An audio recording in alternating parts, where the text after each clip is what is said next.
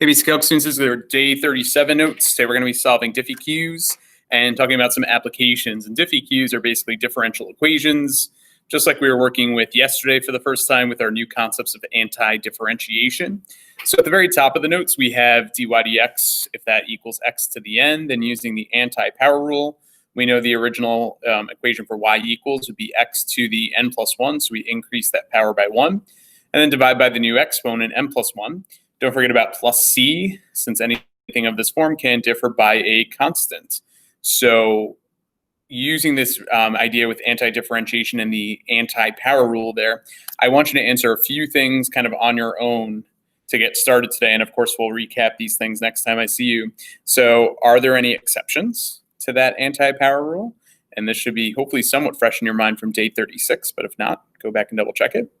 There's two examples right here that you can try. Find y given dy dx. And then at the bottom, these two questions are connected. So kind of part A, find the general solution to this differential equation that dy dx equals 1 over x squared. And then find in part B the particular solution such that f of 1 is equal to 2. So based on all that, hopefully that will make sense. And if you get stuck on anything, like I said, maybe check the day 36 notes to kind of jog your memory. What we're going to do right now is if we go to the next page, take a look at this graph that we're given. And the figure to the right shows the graph of f prime, the derivative of a function f. The domain of f is the set of all x values such that x is from 0 to 2. So what we first want to do is says write an expression for f prime of x in terms of x. And in order to do that, if we're looking at this function, it sort of looks like it can be modeled using, because of the shape here, maybe some sort of absolute value function. But remember that in the end, it's going to probably be easier for us to define this as a piecewise function, breaking this up into two linear pieces. Because eventually what we're going to do is, if we can find the derivative, we're going to find an equation for f of x. And we're not going to be able to work backwards from here unless we've represented each of these pieces individually. So let's go ahead and do that. That f prime of x, the derivative graph here. Well, because of our starting location at 0, 0, and this coordinate up here at 1, 1, this is a line that has a slope of 1 and y-intercept of 0. So f prime of x could equal x if x is from 0 to 1. Now, the domain of the function is from 0 to 2, not including those endpoints.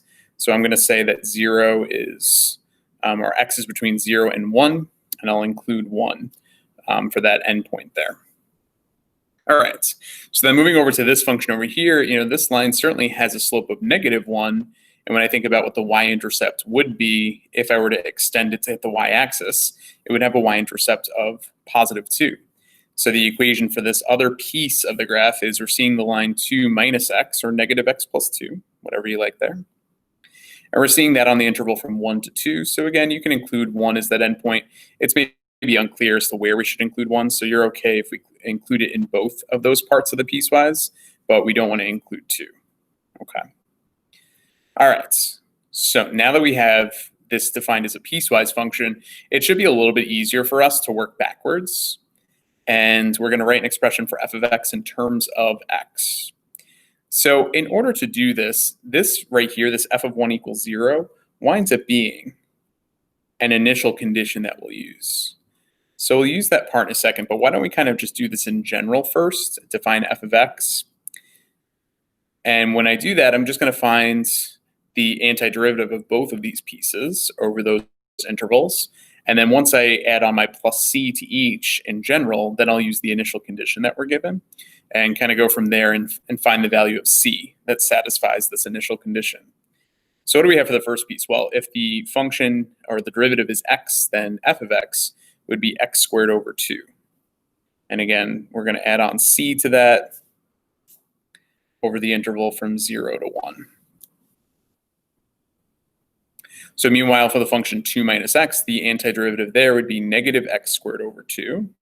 If I do that -x part first. And then plus 2x plus c. And that's what we have defined from 1 to 2. Okay, so now that we have this in general, okay, this is the general solution.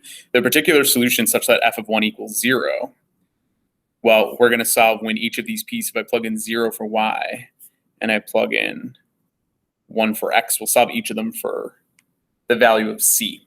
Okay, so we'll do the same thing for the other piece to get the appropriate c values in each case. So this would be -1 squared over 2 plus 2 times 1 plus c. Okay, so over here, 1 squared over 2, that's going to be 1/2, so therefore c is -1/2. And over here, we're going to get -1/2 plus 2. So that's negative positive 1.5, which, nope, sorry. It is negative. Because it's positive 1.5 on this side, then we got to subtract it over. My brain is playing tricks on me here, guys. But yeah, -1/2 plus 2 is positive 1.5 subtracted over. Okay, so we got our two values of c. Let's go ahead and sub them back in. So therefore, f of x equals, specifically with that initial condition, we get x squared over 2 minus 1/2 from 0 to 1. And then we've got negative x squared over 2 plus 2x minus 1.5, or if you like fractions, minus 3/2, up to you there. And then from 1 to 2. Okay. So if we had done this in terms of an absolute value function, we would have had to have split it up into a piecewise, such that we can work backwards and find the antiderivative of each piece. Just like when we're working forwards, right? If I gave you a function that was absolute value, to find its derivative, you would have to break it up into two pieces and then find the derivative of each. Okay. All right, so now that we've defined the function, then last part, sketch a graph of y equals f of x. Now remember, f of x is only defined on the interval from 0 to 2. So we only have to go out as far as x equals 2. And when x equals 0, we can sub that into this function here, right? And that would be a y value of -1/2. Okay, and it's defined on the open interval, so we should really have an open circle there. Okay, we know that f of 1 equals 0. That was the initial condition that we're given in part B here. And then for part C, if you plug in x equals 2 to this function here, you're going to get -2 squared over 2. So what's that? -4 over 2 is -2 plus 4. So that's going to be +2 minus 3/2, or minus 1.5 is only 0.5 now. So when you plug in 2, the output is 0.5. So that's also going to be an open circle at that endpoint. And then the question becomes, well, how do I connect these? I mean, we know what the concavity is based on our function here, right? So we know that we're concave up for the beginning, up to x equals 1. And then because of the -x squared function taking over, we know we switch over to concave down. That's certainly sufficient in order to sketch an accurate graph of f of x. I guess what we could do is we could always look at the second derivative, right? We know what the first derivative is. So we know that the second derivative would be +1 and -1 over these intervals. So that kind of helps me to determine concave up and concave down as well. But because we know the actual equations, I think we're good to go for that. Okay. All right, so that's it for this example here. Kind of a unique one, right? Given the derivative, we haven't really been able to work backwards yet to come up with the original function. We've maybe made some conclusions about a graph, about where the original is increasing, decreasing, things of that nature, but we haven't really had the skills yet to do what we just did, which is write the equation of f of x. Okay. So if you go to the next page, what you're going to see is going back to what we know about projectile motion. So we've done a little bit of projectile motion so far, but we're going to work backwards with the information, and we're going to develop the equation that we use in general for s of t, okay, the height of the object as a function of time. And what we know in our equation is that s of 0 is going to be denoted by s sub 0. That's the initial height that we launched the object from. And that v of 0 is denoted by v sub 0, which is the initial velocity that the object is being launched with. Okay. So what we have here is the velocity we know is the derivative of position. So we can represent that as ds dt, rate of change of the position. And then acceleration is the derivative of velocity,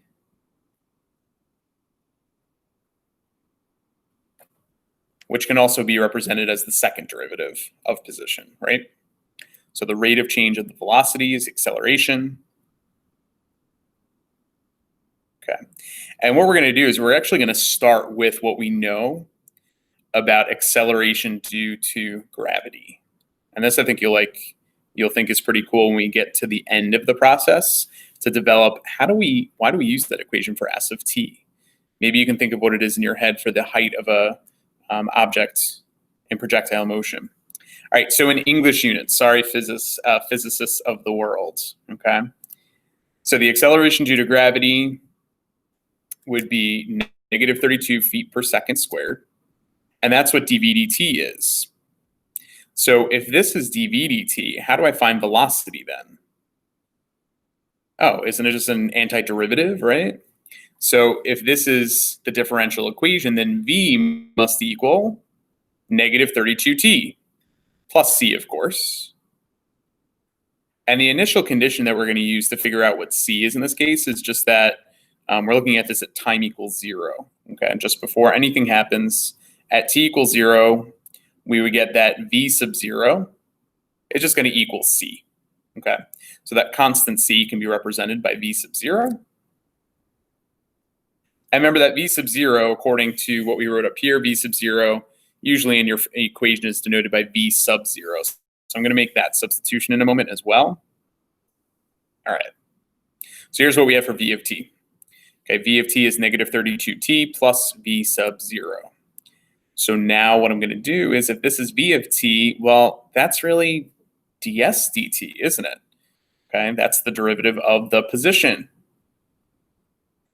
So if this is what ds dt equals, now we're going to work backwards one more step and figure out what does s equal.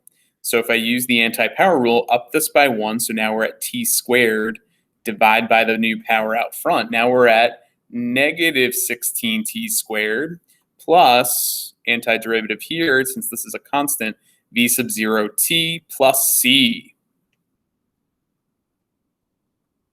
And then finally, just like we did before with our velocity function, if we plug in 0 and use that as an initial condition, we'll get in the end at t equals 0 that s sub 0 is just whatever the value of c is. Okay, and s of 0 will denote as s sub 0 if you look back up to the top.